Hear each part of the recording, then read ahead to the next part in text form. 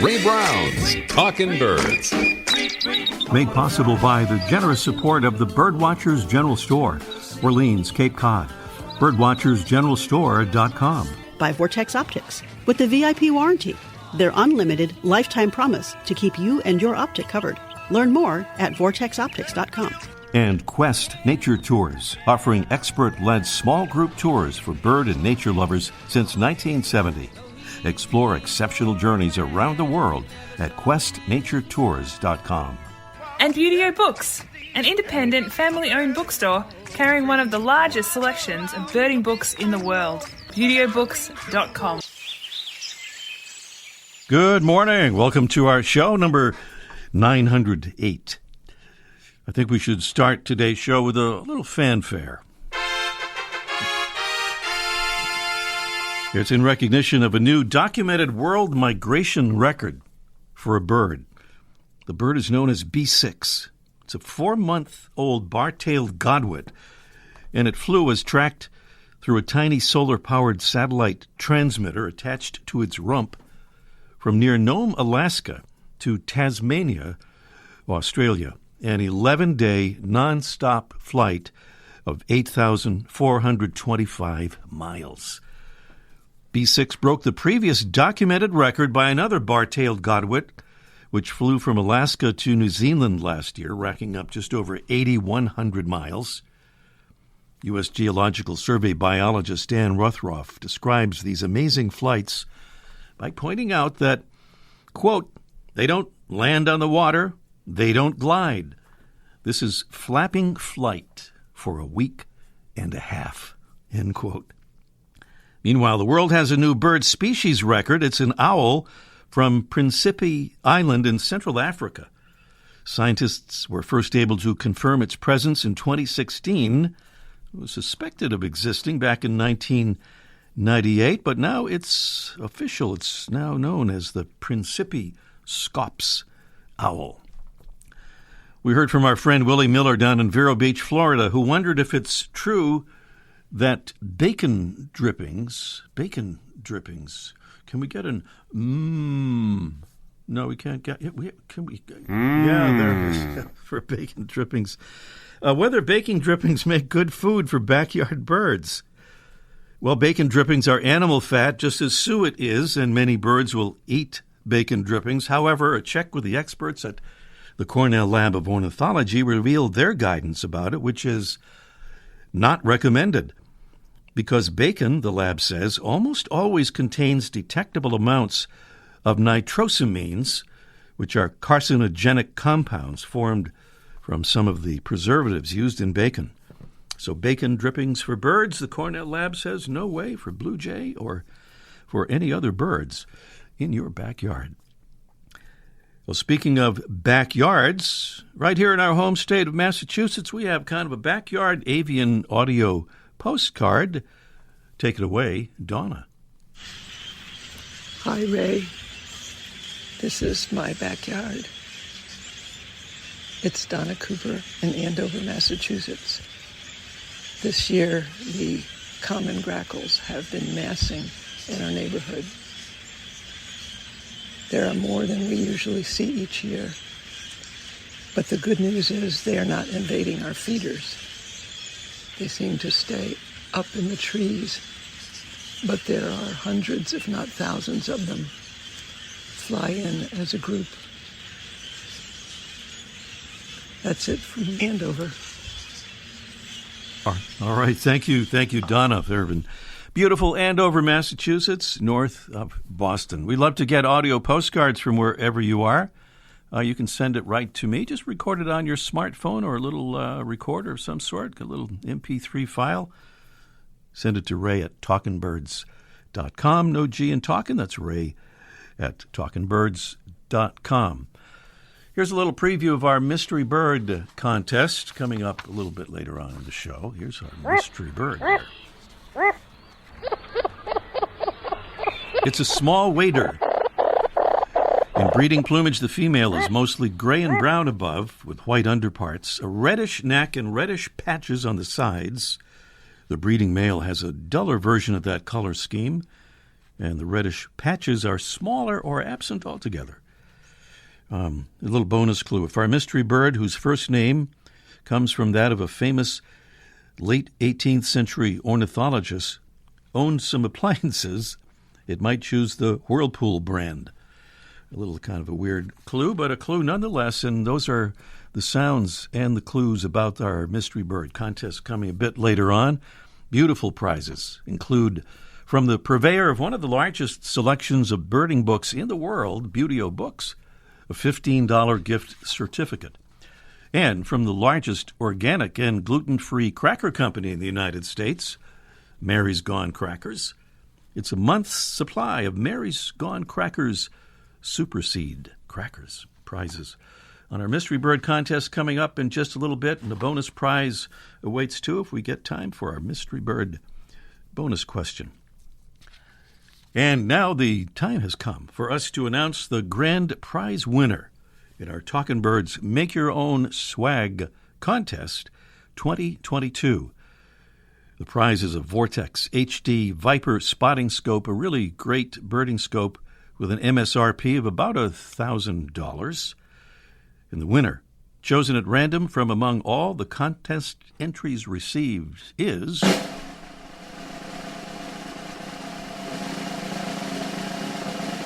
Adam Bradley from Reno, Nevada. Yeah. Congratulations to Adam. Hey, by the way, if or just because you didn't win the grand prize, unless you are Adam Bradley, your chances of winning something very special from Vortex Optics are still in play. We'll explain that in our next show. Adam is a really serious birder. We're going to talk about him on our next show, about some of the great things that he is doing, and so is his wife, Shelley, who also just became a Talkin' Birds ambassador, so we're pretty thrilled about that as well. Conservation Salute of the Week, kind of a big one. It goes to our great northern neighbor, Canada, which as of December 20th of this year will prohibit the manufacture and import for sale of single-use plastics. The ban will include checkout bags, cutlery, food serviceware, stir sticks, and straws, and next year, plastic ring carriers that hold things like six-pack beer cans together will be added to the ban. Thank you, Canada, for leading the way on this as we put this story into our Why Can't We Do That file. Here's a salute now, not to a country, but to a couple of Talkin' Birds listeners who've become Talkin' Birds ambassadors, helping us get the word out about the show and about birds and conservation. Thank you to Leonard from our nearby Weymouth, Massachusetts, just south of Boston. Thank you so much, Leonard. And thank you to Brian Pals from Farmington, Minnesota. Brian says, I've always been interested in birds, but have just recently started to listen to your show while my wife and I travel cross-country to visit national parks around the U.S. That is pretty cool. Thank you, Brian. So, Talkin' Birds listeners, we hope you'll follow up with Brian and Leonard and become a Talkin' Birds ambassador. Really easy to do. Just go to the Get Involved tab at the top of the page at talkinbirds.com to sign up. Still to come today, we'll give some more props to Canada, or more specifically to the Canadian province of British Columbia, which has taken a big step to help prevent harm to birds and other wildlife. We'll also find out about that when our friend Gary Menon joins us here in a couple of minutes. Also today, Mike O'Connor will be here with a Let's Ask Mike Live segment about cardinals.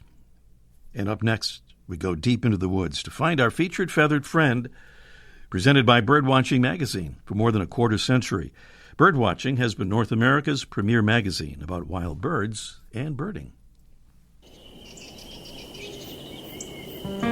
Today's featured feathered friend is a shy thrush of deep forests with olive-brown upper parts and a brown-spotted buff-colored breast.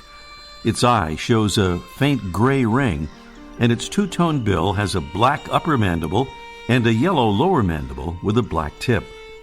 It's the Bicknell's thrush, whose appearance is so similar to that of the gray-cheeked thrush that distinguishing between the two makes for a tough identification challenge.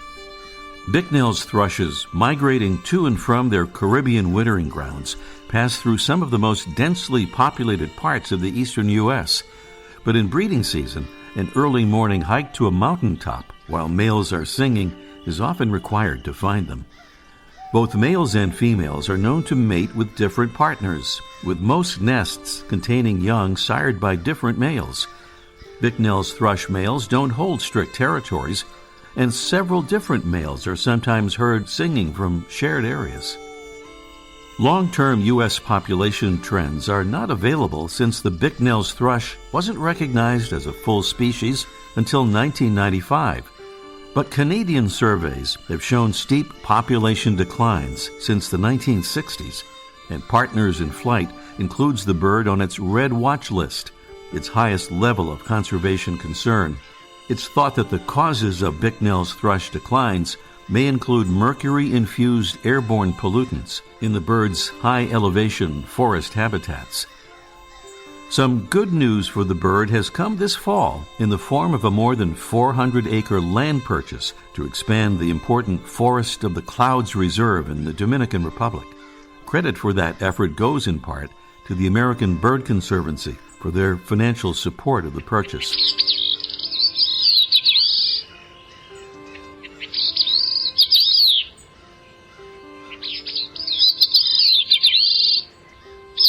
It's Catharus bicknelli, the Bicknell's thrush. Today's Talkin' Birds featured feathered friend. Welcome again to our show, number 908. Gary Menon is a passionate advocate for the elimination of or minimization of rodenticides in our environment. Gary's been with us on the show a couple of times before, and he joins us now with a bit of good news, or maybe a lot of good news, about what folks in British Columbia, Canada, are doing to curb the use of these products. Good morning, Gary. Good morning, Ray.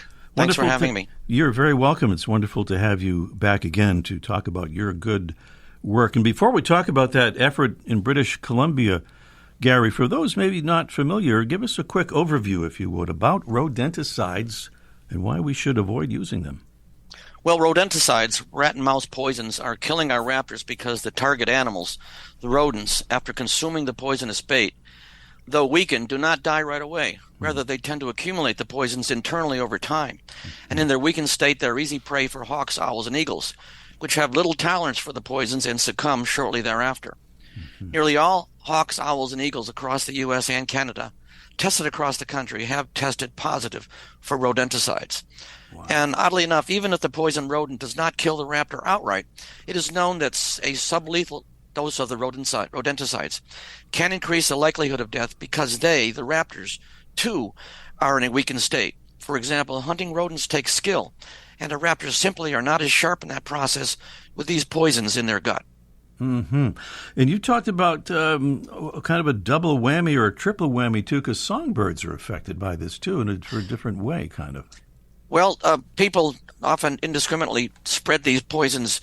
They take them out of the bait boxes, and they're in pelletized form. They look like rabbit food, if you will. Mm-hmm. And they spread them around their foundations, and the rodents and songbirds and squirrels and chipmunks, other non-target organisms, will eat these little pellets, and the raptors which eat those songbirds form another target or pathway to cause the raptors themselves to ultimately succumb to the poisons. Mm-hmm.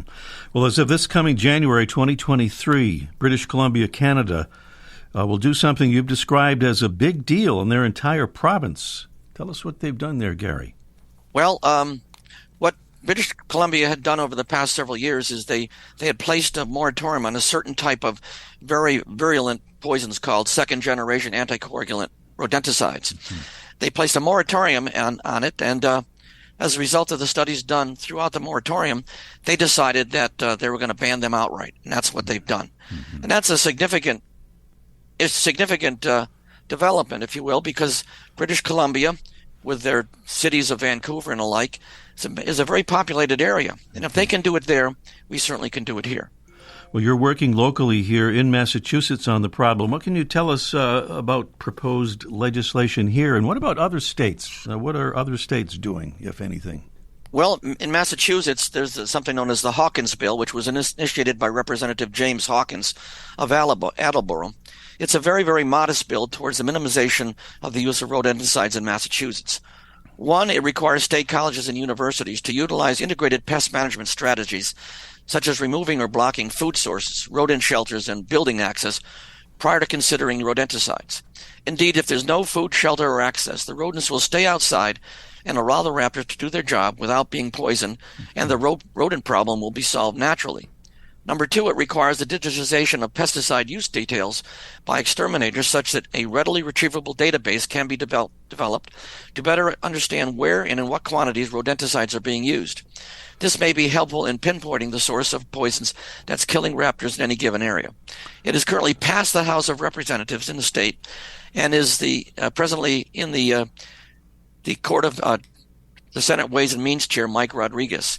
And listeners that are concerned are urged to write or call Mr. Rodriguez and urge him to call this bill to a vote. And perhaps we can get that passed this year, though time is running out. Gary, you've talked about something called the Rat's Toolkit as a way to control rodents without poisons. Can you give us like a 30-second explanation of what that is? Certainly. There's an organization called raptorsarethesolution.org. That's all one word, raptorsarethesolution.org. And they are a preeminent organization working towards elimination of rodenticides in our environment.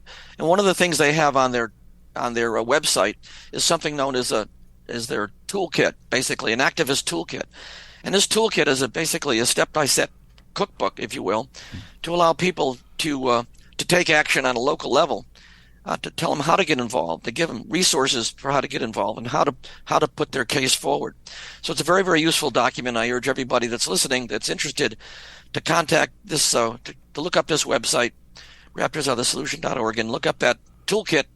It's readily available and can help anybody and everybody get involved with this process. Mm-hmm.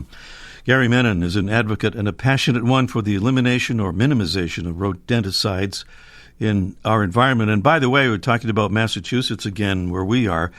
If you happen to be within an hour's drive or so of the town of Sterling in central Mass, get in touch with Gary to arrange for him to provide one of his free presentations on the topic for your group. You can reach him by email for that or anything else in connection with this issue. At this email address, it's gcmenon, SR. Menon is spelled M-E-N-I-N. So it's gcmenon, SR, at gmail.com.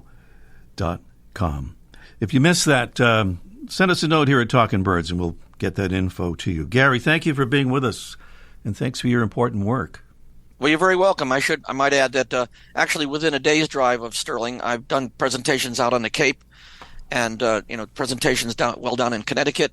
So within a day's drive, as long as I can make it back the next day, I'm okay. Okay, that's even better. A day's drive covering a lot of southern New England anyway. Thanks again, Gary. Gary Menon here on Talking Birds. And up next, it's our Mystery Bird contest in just 1 minute. The flutter of a tail feather, the flash of a wing bar in mid-flight.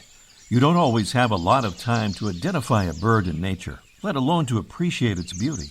But with Vortex Optics, you'll have the power to bring every wild moment closer.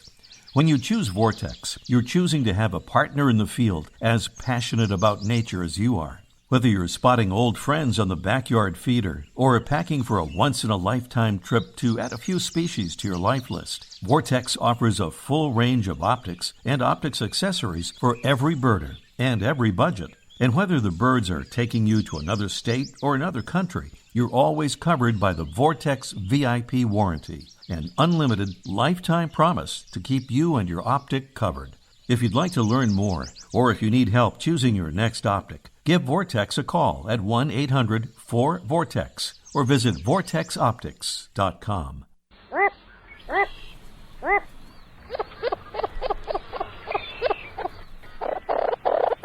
It's our mystery bird, a small wader. In breeding plumage, the female is mostly gray and brown above, white underparts, a reddish neck, reddish patches on the sides. The breeding male, a duller version of that color scheme. The reddish patches smaller or absent altogether. A bonus clue, if our mystery bird, whose first name, common name, comes from that of a famous late 18th century ornithologist, owns some appliances, it might choose the Whirlpool brand. Clues there. The sound of our mystery bird and Beauty-O Books $15 gift certificate and a month's supply of delicious Mary's Gone crackers. Super Seed crackers are the prizes. And we also have a bonus prize from our friends at Wisdom Supply, those plastic-free notebooks and pads and such. If we get to our mystery bird contest bonus prize, which we will try to do if we can. 781-837-4900 is the number. Call us as soon as you can, and we'll have a better chance of getting to that bonus question. 781-837-4900 is the number. Don't forget, if you don't get the exactly correct answer, you could still be the winner, because we'll do a drawing to determine our winner of those beautiful prizes. So call us as soon as you can at 781-837-4900. Up next, it's Let's Ask Mike live in just 1 minute. Beauty-O Books carries one of the largest selections of birding books in the world. New, used, and rare books covering everything from backyard birding to general ornithology, from field guides to photography skills, biography, fiction, and humor. You'll find it all, along with the knowledgeable customer service you've been looking for, in one convenient place. BeautyOBooks.com. B-U-T-E-O. BeautyOBooks.com. Quest Nature Tours has offered exceptional tours for bird and nature lovers since 1970. In 2023, join us to Quest for the Quetzal in Costa Rica or our brand new Zambia safari. See amazing wildlife and explore habitats with travel companions who truly enjoy nature. Talkin' Birds listeners receive a $150 credit towards their first tour. Visit questnaturetours.com today. Birds and much more. Guaranteed.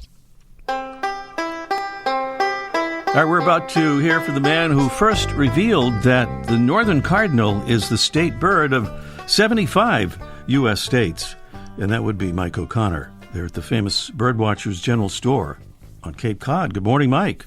Oh, good morning, Ray. I'm not happy though. I thought I was going to win that Vortex spotting scope for sure, and that Adam. Oh, I'm really happy about I don't believe you sent us an entry. Oh, you and your details. I can't believe you. Technicalities reign supreme around here, I'll tell you. Yeah, well, maybe we'll do this again. But, I don't think I mentioned this. I meant to, that maybe I did mention it. Who knows? But we are going to have another fabulous Vortex prize soon. So, okay. So you can. I feel better now. And you don't even have to send in an entry necessarily for this one. We'll explain later. That's my style. So Cardinals. But you're right, though. I once wrote a thing about Cardinals, how popular they are. Everybody loves Cardinals, and everybody thinks they're either the best bird in the world, or they think. A lot of people think they're like Aunt Ginny's come back from the beyond to visit, and they're like mystical. And I wrote a thing once, and I did say that they're the state bird of like over 75 U.S. states. Kind of do an exaggeration. A slight exaggeration, yeah. Exaggeration, but then it made, back when Jay Leno did The Tonight Show, he used to have headlines. He posted that, saying like, this guy's an idiot. He thinks there's 75 states. When a comedian doesn't get my jokes, I guess it's time for a rewrite. No wonder he's doing car stuff now instead. But you know who doesn't like Cardinals? Ornithologists. They struggle with this bird because they have a little trouble getting its family together. To me, a cardinal looks like a big finch. It looks like a house of purple finch. It's got the big beak. It's got the red going on. Well, it must be a finch, but they're not finches. They don't fit into the finch family. Apparently, they're more closely related to tanagers, which kind of surprised me. Tanagers, a lot of them are red and stuff, but they don't have the same shaped bill, and they don't eat the seeds like the cardinals do. But I don't know who makes this call, but they're closely related to tanagers. And another bird they're related to is even more of a head scratcher is a dick sissel. Dick sissel is a ground feeding bird that to me looks like a sparrow. in the breeding plumage, they got a lot of yellow on them, but in non, they're kind of dull, and they hang around with the sparrows. But apparently, somehow, according to their studies, these guys are related to cardinals also. So you got tanagers, you got dick thistles. None of those remind me of cardinals, but there you go. The birds that do make sense are grosbeaks. Yeah. Cardinals are related to grosbeaks, but not all grosbeaks, and they're also related to buntings, but not all buntings. So there's a lot of people working hard for this, trying to sort it out. But to me, I say, let those people worry about where the cardinals belong. I would just say, join them at your feeder and see them in the morning on your feeder and welcome them and say good morning to Aunt Jenny, and everybody will be fine. Yeah, don't worry about it. All right. Thank you, Mike. Okay, talk next week, Ray. Mike O'Connor at the famous Birdwatchers General Store in Cape Cod. Back to the Mystery Bird Contest, but first. Every Wednesday, Birdwatching Magazine sends an e-newsletter full of information of interest to birdwatchers, including recent news stories about birds, conservation, and science, photography tips, stories about places to go birding, bird ID tips, and much more. Best of all, the newsletter is free. Sign up today at birdwatchingdaily.com/newsletter. There it is again, our mystery bird, a small wader. In breeding plumage, the female mostly gray and brown above, white underparts, reddish neck, reddish patches on the sides. The breeding male is actually much duller than the female. I don't think I mentioned about where this bird hangs out and breeding up in the northwestern states and part of the upper Midwest and well up into western Canada, migrating through much of the U.S., at least as far east, I guess, as the Mississippi, kind of like that, down into Mexico, and wintering all throughout South America, even way down to the southern tip of South America. This is a traveling bird. So the number is 781-837-4900. If you can identify that bird or take a guess at it. And Megan is somewhere in the great state of Arkansas. Good morning, Megan. Good morning. Good morning. I'm looking at the map here, and it looks like Arkansas is a good place for the migration travel of this mystery bird. So maybe you have some firsthand knowledge of this particular bird. Yeah. Yeah, we see them in the wildlife refuges during migration. All right. Then you, I have a feeling, know what this bird is, and what do you say? I think it's the Wilson's phalarope. Wilson's phalarope. Exactly right. Of course, it does this kind of swirling around thing in the water to stir up prey. That was the thing about the whirlpool joke, in case that didn't make any a whole lot of sense. Hey, I think we have time for a bonus question, Megan. Would you like to try it? Sure. Okay. It's a multiple choice. As we mentioned when we introduced Paul Gardner's audio postcard a couple of 3 weeks ago, Utah's name is the Beehive State, nickname, the Beehive State. Why is it called that? A, because Utah's bees produce more honey than those of any other state in the Union. B, because Utah's state capital in Salt Lake City is said to resemble the shape of a beehive.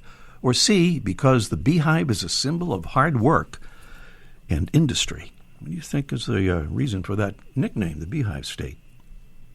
I'm not sure. I'm going to take a guess on C, maybe?